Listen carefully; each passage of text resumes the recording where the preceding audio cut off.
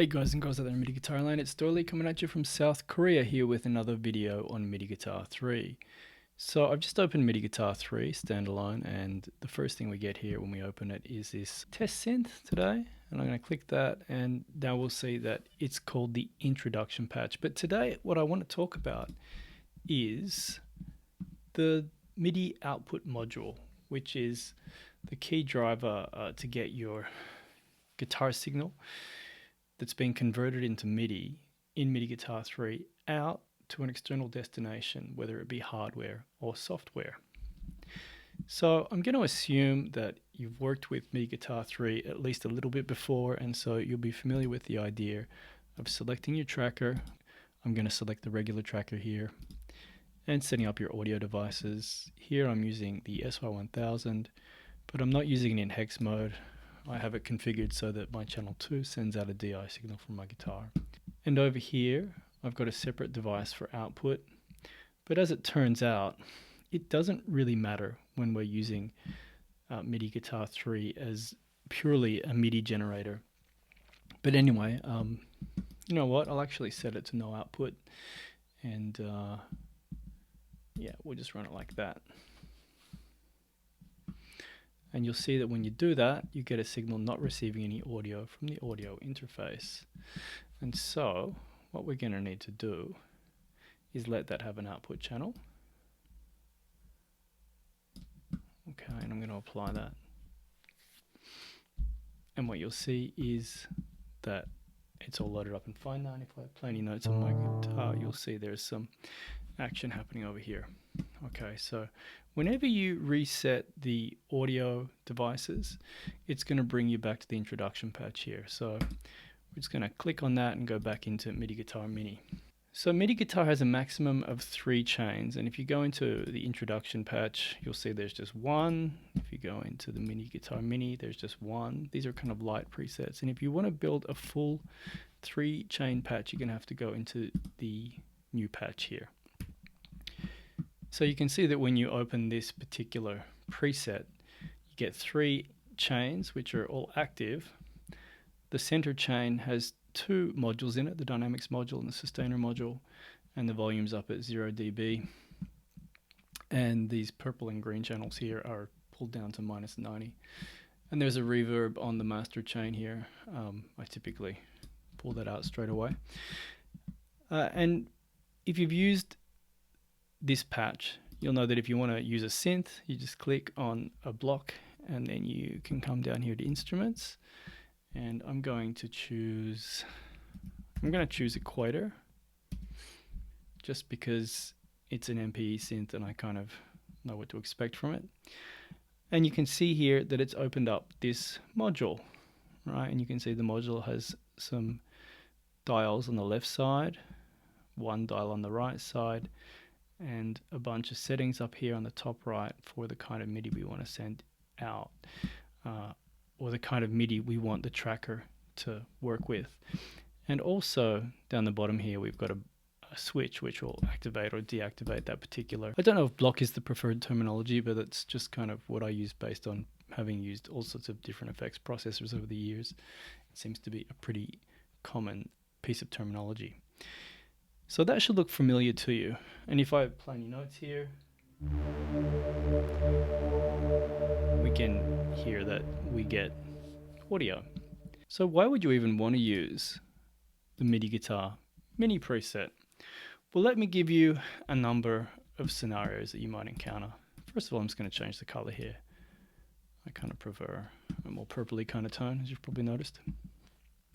MIDI Guitar 3, when it was in the early versions of the beta, had an issue with Logic Pro and Mainstage also, and I don't know if that's been resolved or not. But the problem was basically that you couldn't load the plugin version, the audio unit version 2, into those hosts or DAWs reliably. It 9 times out of 10 wouldn't take audio if you were trying to use the Hex version of the plugin. It mostly took audio if you're using the regular version of the plugin, the regular tracker here. But it was a bit hit and miss. And there was, for some period of time, an AUV3 version in beta that was floating around. But that seems to have expired now. So In any event, if you were in any kind of DAW where you were having trouble getting MIDI, if you're having any trouble using the plugin in the DAW, then the easy answer was to use MIDI Guitar 3 in standalone and use the MIDI output module to send the MIDI from MIDI Guitar 3 to an external source. Now, how do you do that? So if you click on the box here under the header bar, you can see all the available output ports on your system. So whatever core audio can see will become available here. And of interest, we have this here, no MIDI output, that you could use to block MIDI output. We have the virtual MIDI output, which is the virtual MIDI port created by MIDI Guitar 3 itself. Just to show you what it is, if I open this MIDI tester, when I click on here, we can see now there's a port here called MIDI Guitar Out. And I'll just activate that and I'll play a single note. And you can't hear it because the MIDI Guitar Mini preset doesn't produce any audio, but you can see that MIDI is being passed through from the MIDI output module through to this MIDI monitor here. Okay, so that's the basic way of using it. But of course, you can use any of these ports. So if you have a hardware device that, say if you had a hardware synthesizer and you had some kind of USB to DIN adapter that you wanted to send MIDI over to the hardware synth, you could do that. And yeah, the sky's kind of the limit. It's probably worth mentioning that here I have some other ports that I've created myself. These are made via the IAC driver. So I'll just choose one of those for a second. I've actually got two of them, and I'll get to that later. But if you're not familiar with how to make a virtual MIDI port with the IAC driver in Mac OS, you want to go into your Audio-MIDI setup, and you'll see at the top of the MIDI Studio, if you can't see MIDI Studio, you need to hit Command 2. That makes it appear and disappear. You can double click on the IAC driver and you're going to get this little box here. And when you open it, it usually, if you haven't used it before, it will want you to activate it. So tick to make the device online, or check if you're American. And then down here, it will say bus 1. And you can create new ports by clicking on there. So you can see now I've got a total of 7 buses. 1, 2, 3, 4, 5, 6, 7. Now I don't need that bus 7, so I'm going to get rid of it. But I do need the other ports. They're all important to my setup. So that's how you create an IAC port. Okay, so if you're using Windows, I understand you can use programs like Loop B MIDI, RTP MIDI, I think maybe you can use. I can't think of the name off the top of my head, but there's Tobias Eriksson has some tools for using MIDI in Windows that are quite useful, so look those up. And I actually think, I'm not sure if it's been corrected now or not. In previous versions of Windows, there was no self-created port like you have in Mac OS. I mean, that's a little bit misleading. It says Virtual MIDI Output Logic GarageBand. Yes, okay, you might want to use it for those particular DAWs, but you can use it with anything. And what I was saying was that in Windows, it didn't create this port on its own. You always had to make it just in the same way that I've created the IAC ports, which seem to have moved down the bottom now. It's interesting. Anyway, I'm just going to go back to the application created port here called MIDI Guitar. Virtual MIDI Output, Logic GarageBand, but it shows up in the top level as just MIDI Guitar Out. And this gets created the very first time you open the MIDI output module and load the virtual output. And it will remain open now. So even if I were to remove this MIDI output module, and if I were to come down here and open up the MIDI tester again, you can see it's still there.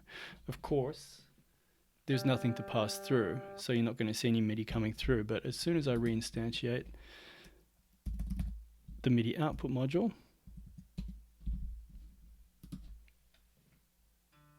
MIDI's coming through again. So that port remains live for the lifetime of the application being open. Of course, you have to be careful the kind of MIDI you choose here. You can choose the MIDI MPE output, or legacy MIDI, just regular MIDI, I guess you'd say, or multi-channel MIDI. If you're using, I'm not sure what multi-channel MIDI does if you're using a monophonic input.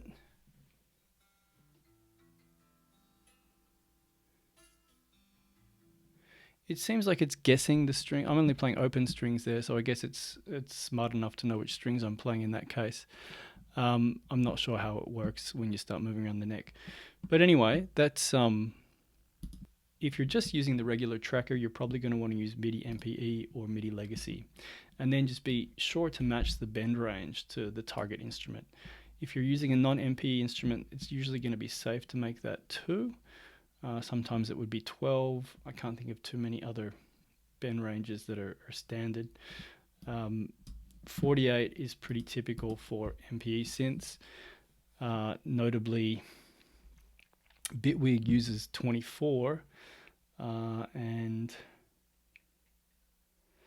I mean, you can use MIDI MP input into synths that are listening to all channels. So like I've used MIDI MPE data from MIDI Guitar 3 with a bunch of synthesizers that are not technically MP enabled, but if you get the bend range right and you make sure that it's listening to all channels, it will usually work. Okay, so let's just see how this works when we punch in with a synth. So let's try Surge XT.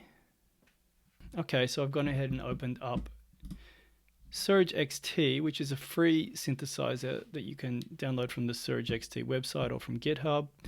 I've gone into the settings and I've just gone on to make sure that MPE is enabled. You can also enable that up here. And I've made sure that the pitch bend range is 48 semitones. That's to match the bend range over here in MIDI Guitar. Okay, so with that on, I should be able to start playing.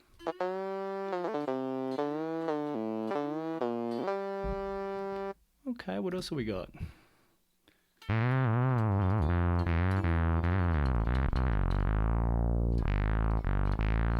That's nice.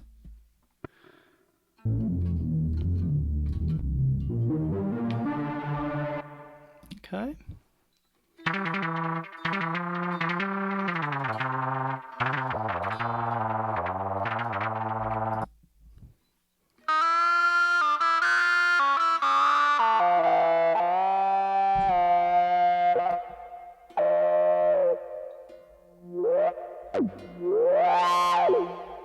It's me trying to do the modulation with the mouse while I'm playing with one hand.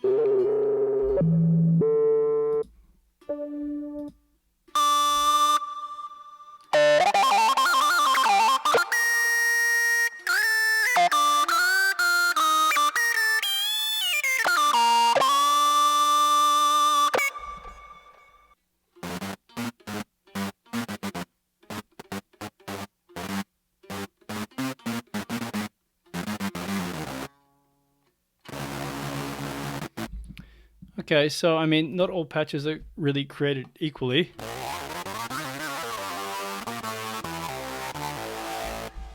But I think you get the gist.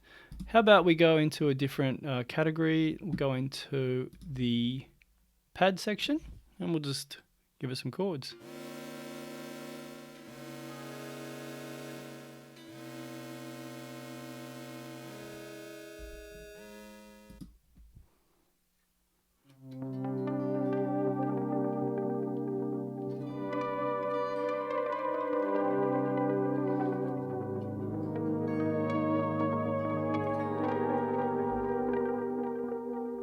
Nice.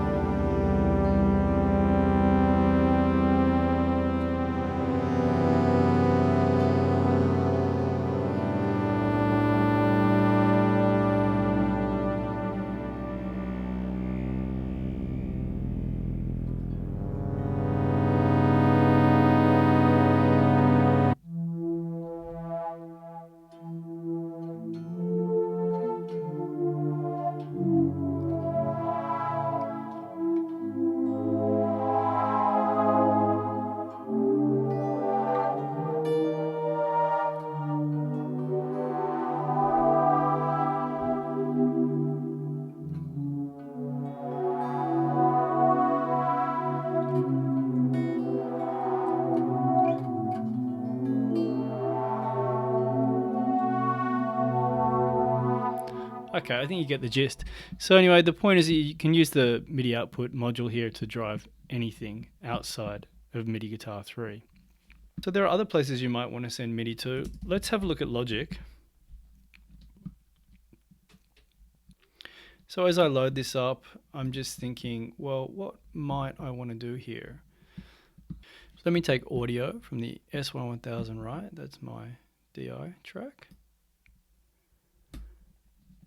Okay, and on this track, I'm going to instantiate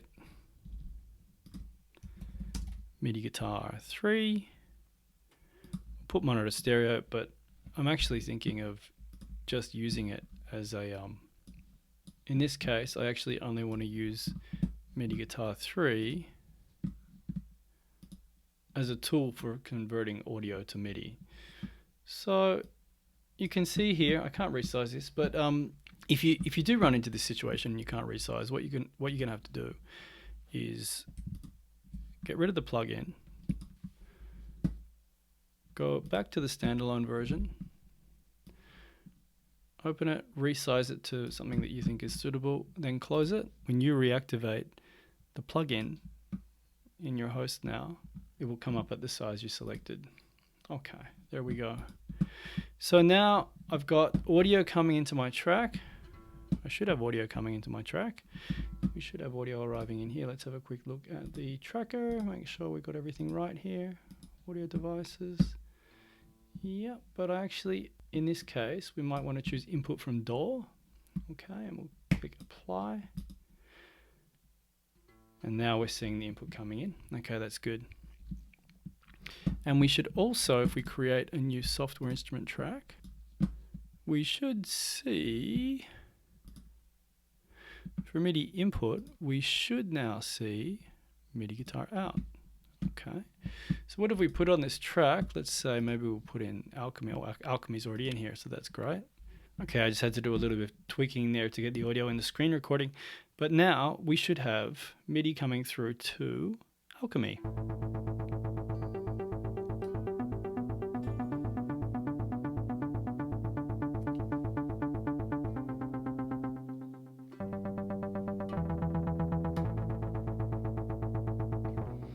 Okay, if you want to go for a lead sound.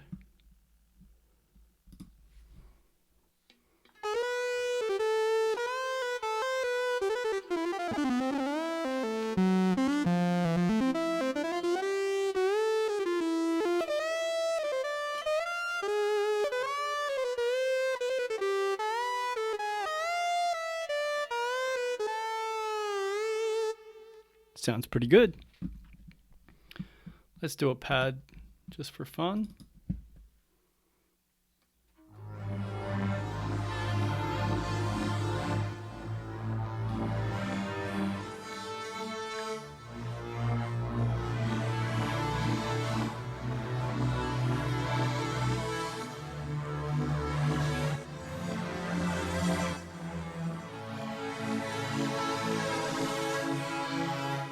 Okay, and I'm not even playing around with any of the strike pressure, brightness, release controls or anything here. I'm just going in raw, you might say.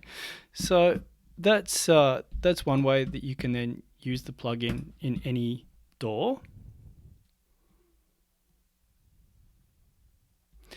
And of course, if you have a DAW which for whatever reason isn't friendly with, say, perhaps the Hex version of the plugin, let's have a look what happens if I try and change this to Hex. So I'm just going to open the plugin. I'm going to change the tracker to Hex. And it says no input from DAW. I'm going to select SY1000 and let it have all the pickups. Let it have all 8 paths, 6 from the Hex pickups and 2 from the master stereo out. And apply that. It's gone blue. Let's change it back to a preferred color. Okay, now we can see that it's not getting any signal in. And you can mess around with this and see what you can see. Eventually it might actually connect, but 9 times out of 10, maybe even 99 times out of 100 it won't. So in this case, if you want to use Hex, you're going to have to kill your audio track there. And what you're going to want to do then is open up MIDI Guitar 3 standalone, and that's created a port there. So I just need to select my tracker again. So I'm choosing Hex, remember, and there we go. That's all configured, good to go. I'll have to set it one more time. Okay, and that port, if it's hung on, yep, we should be good.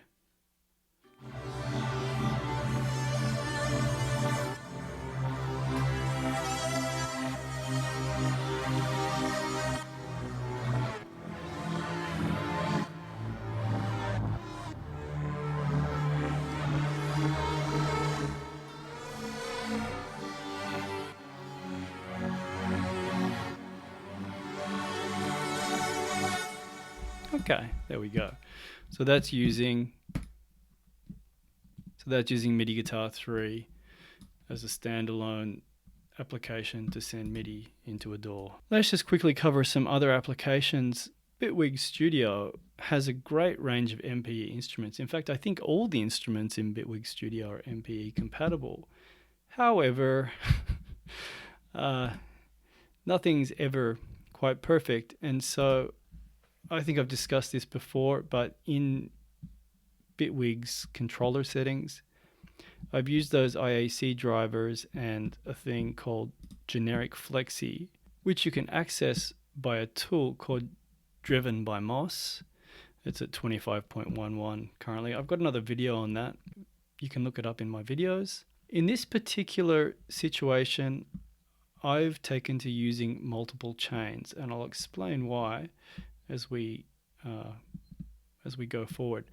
But the key point, just as per the other video, is that I have a virtual MIDI port here, right, using the Driven by Mos generic flexi, and in that I activate MPE, set it at 48, I turn everything on, and whenever you create one of these particular kind of devices, you need to have an output port too.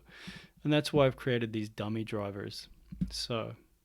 And that's why I've created these dummy ports here. So you can see there's chain 1, dummy 1, chain 2, dummy 2. Those dummies are important. If you don't have them, then the tool won't. If you don't have them, then the actual device won't work. So just to get going in here, I'm going to choose again an input. There we go, and I'm going to activate that track input, and I'm going to instantiate MIDI Guitar 3, and I'm going to use the VST3 version because it only supports VST3 or VST2. And you can see when you open the VST3, it automatically chooses sending MIDI out to the track. Let's just go with that for the moment, and we're going to go up here to instrument 1, and the input is going to be Audio 2, MIDI Guitar 3, that's the device. Okay, and we're going to need to give it an instrument. Let's go for a lead sound again. We're going to go for, take 2020 lead.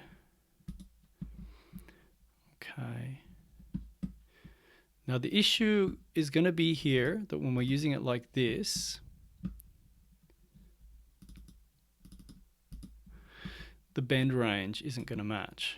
So we're going to have to tweak it like that. But once you've done that, we should now hear audio. That's not active, is it? Now we'll hear audio.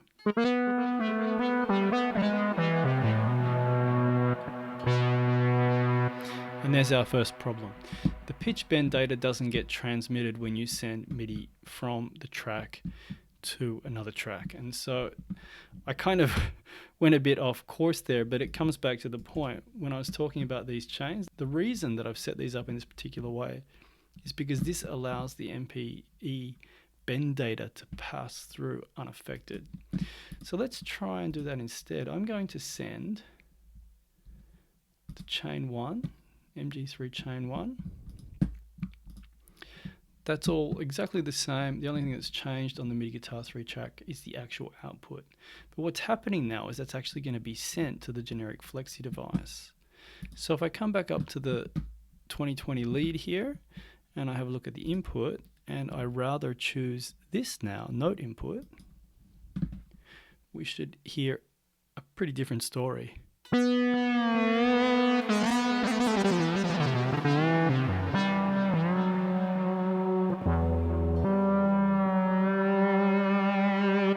Okay, that's responding as you'd expect. And actually, we don't need to change this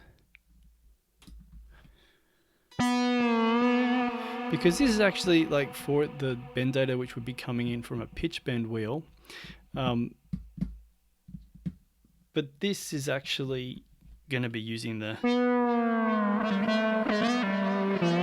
48. And also, I think that when you use this particular device and you indicate the bend range, it will go ahead and transform that bend range to whatever it needs to be to feed the instrument correctly. So it's kind of a really handy tool, particularly in that way, because you can pretty much set any bend range on the instrument and you're not going to have any problem.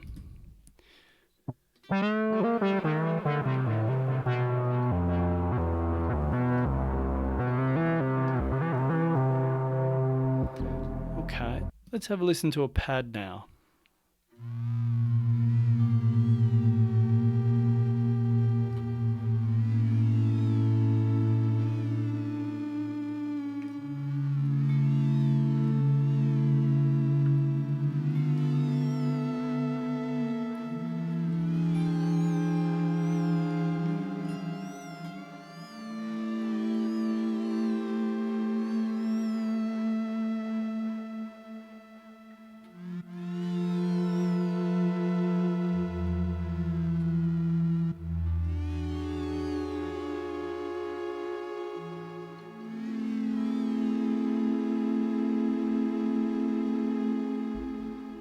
So if you were asking yourself before, why was I using two MG3 chains? Well, let's get onto that now. There have been quite a few questions lately about how to layer multiple synths on top of one another so you could basically play an instrument as a kind of pad or a frozen pad, and then you'd be able to potentially solo over the top of it. Well, the way that you do that is by using two chains. So let's have a look at a preset which I built.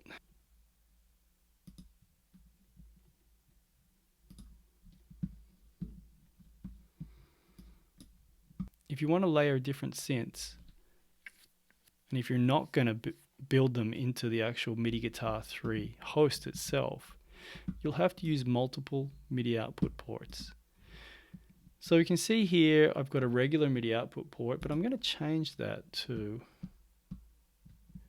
MIDI Guitar 3 chain 1. And then I'm going to change this one to MIDI Guitar 3 chain 2. And I'm just going to save that. Okay, so if we just double check them, this is MIDI MPE and this is MIDI Legacy. So let's change that to MIDI MPE and let's change the bend range to 48. So they're uniform now. And the idea is that when you have these two MIDI outputs, you want to be able to toggle between them. Now I've got this set to receive MIDI control from the DAW, but for simplicity's sake, I'm going to rather tell MIDI Guitar 3 to listen to my foot controller directly. And so that means that when I send in CC1, it's going to activate my freeze, which is in the sustainer module here. I've just linked that up to the button, like that. And then I've got also, it's probably a bit hard to see, let me change it a little bit. And then I've got two more CCs. Well, they're actually the same CC. I've got CC20. And the only reason I've used CC20 is because I just happen to have a free switch on my foot controller, which is CC20. And I've set them up so that they're both CC20 and they're set to activate the chains. So I've connected the first CC20 to the chain 1 activator, and I've set the second one to the chain 2 activator. The only thing you have to then make sure that you do is invert one of them and not the other, so that their polar states are always opposite. Now if I send CC20 to the plugin, it's going to toggle between these two chains. So we'll leave it there, and again I'm going to save that because I always want the first chain to be the one that's initially active. So I've got Aurora Borealis, which is a pad, and I'm going to duplicate it. Then on this new one here, I'm going to go in and grab one of those lead sounds. Let's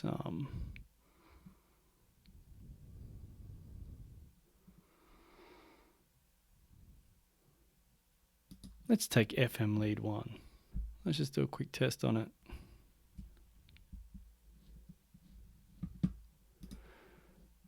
We're going to let it have all ins first. That's fine, that'll do. And we're going to set that to chain 2. So the pad is set to chain 1 and the lead is set to chain 2. Okay. And getting audio in, and first up we should be able to hear a pad now. Now I'm going to freeze it. Let me execute that again just to get a bit more density. Okay, it's frozen. Now I'm going to change the chain.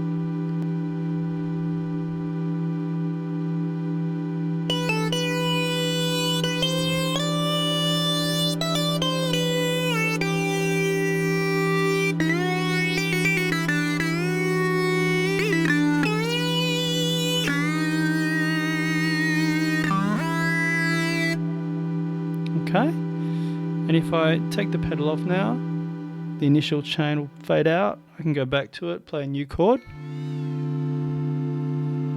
back onto the other.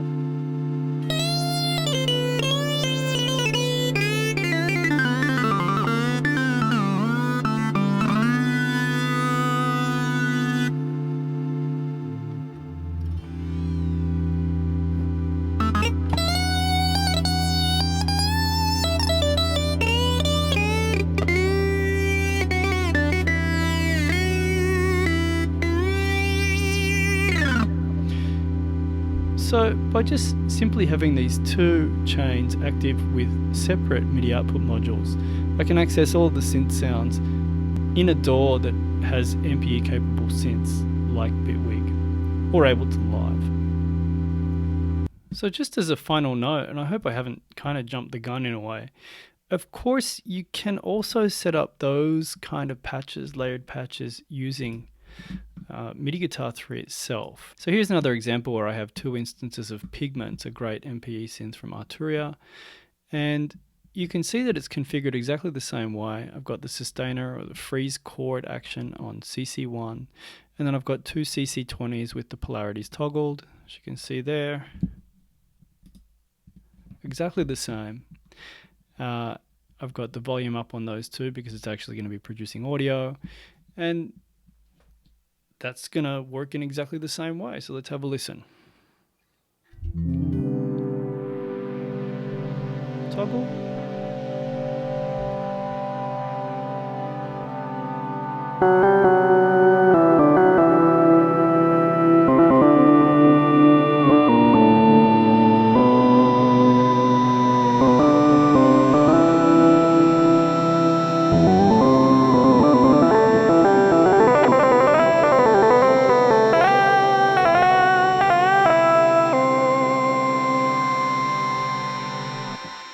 There you go. And of course it goes without saying that if you take this patch now, and I'll just save it as is just to make sure there's no change, and if you load that up in your DAW of choice, I'll just use Ableton Live for example here. So here we are, and I've loaded up MIDI Guitar 3, and it's the audio unit version here. I've loaded it up inside Ableton Live. On this track I'm giving it a DI. My tracker is the regular tracker. My audio device, I'm going to say input from DAW, output to DAW.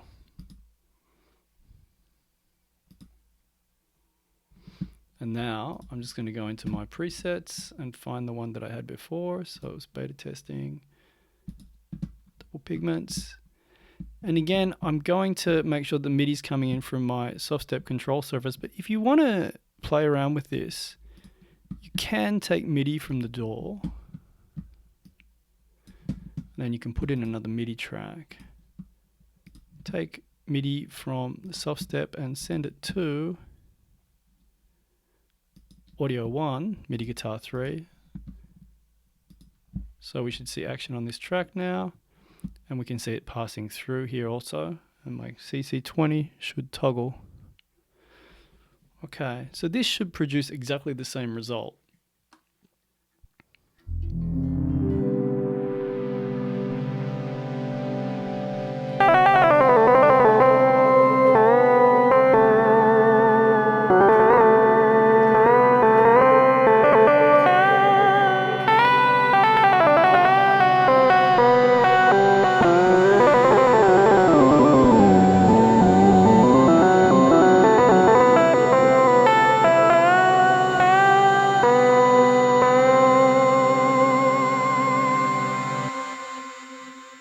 And there it is again. Keep in mind, I barely used the Hex tracker in this except for that earlier example to show how you could get MIDI from the Hex version of MIDI Guitar 3 into Logic when the plugin's playing up.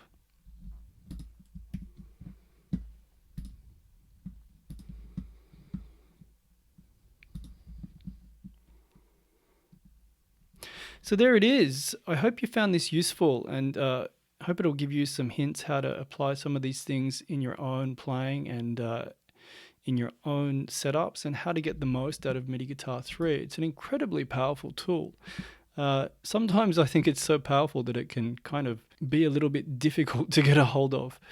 But with persistence, we find a way with everything.